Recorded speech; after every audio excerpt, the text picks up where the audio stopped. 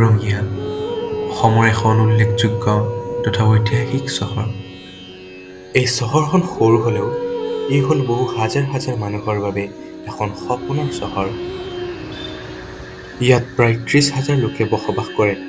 এই চহৰখন ধুনীয়া হোৱাৰ লগতে অৰ্থনৈতিক, সাংস্কৃতিক, ৰাজনৈতিক আদি সকলো দিশৰ পৰা যথেষ্ট চহকী।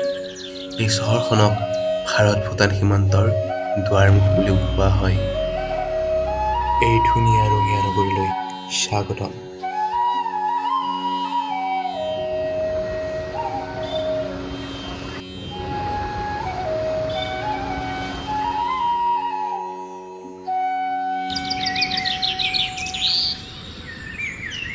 ইতিহাস অনুসৰি ৰঙিয়া শব্দটো ৰন্দিয়া শব্দৰ পৰা আহিছে, যাৰ অৰ্থ হৈছে যুদ্ধ দিয়া বা যুদ্ধ দিয়াৰ স্থান। স্থানীয় কাহিনীত উল্লেখ আছে যে এই অঞ্চলত বড়ো আৰু ভূটানী জনগোষ্ঠীৰ মাজত যুদ্ধ হৈছিল। ৰঙিয়াৰ ৰাইজ মিল অসমৰ অন্যতম গুৰুত্বপূৰ্ণ জনসাধাৰণ সভা আছিল, যি বিশেষকৈ 1933 পৰা 1934 চনৰ কৃষক বিদ্ৰোহৰ সময়ত উল্লেখযোগ্য ভূমিকা লৈছিল। ইতিহাস অনুসৰি ৰঙিয়া ৰাইজ মিল ব্ৰিটিছ শাসনৰ সময়ত কৃষক বিদ্ৰোহৰ অন্যতম কেন্দ্ৰ আছিল। এই সভাত কৃষকসকলে ব্ৰিটিছ চৰকাৰৰ উচ্চ কৰ আৰু অত্যাচাৰৰ বিৰুদ্ধে প্ৰতিবাদ কৰিছিল, য'ত ৰঙিয়া থানাৰ সন্মুখত প্ৰায় ৩,০০০ কৃষকে আন্দোলন কৰিছিল।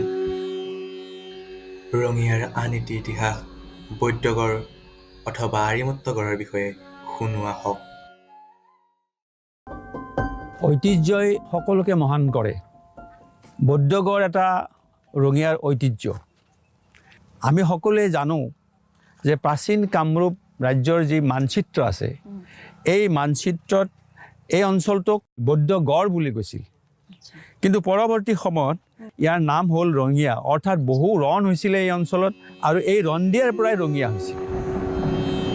ইতিহাসৰ ফালৰ পৰা বহু পুৰণি এই ৰঙিয়া চহৰখনত আছে বহুতো পুৰণি মঠ মন্দিৰ, যাৰ বাবে এই চহৰখন হৈ পৰে ঐতিহাসিকভাৱে সমৃদ্ধশালী। ৰঙিয়া ইতিহাস আৰু ঐতিহ্যৰ ফালৰ পৰা সমৃদ্ধ হোৱাৰ লগতে ই অৰ্থনৈতিক আৰু সাংস্কৃতিক ফালৰ পৰাও যথেষ্ট চহকী। ইয়াত আছে Rangia junction, Rangia stadium, cinema hall, Rangia মহাবিদ্যালয়, আইন মহাবিদ্যালয়, ক্লক টাৱাৰ, বিভিন্ন ছুপাৰ মাৰ্কেট ইত্যাদি।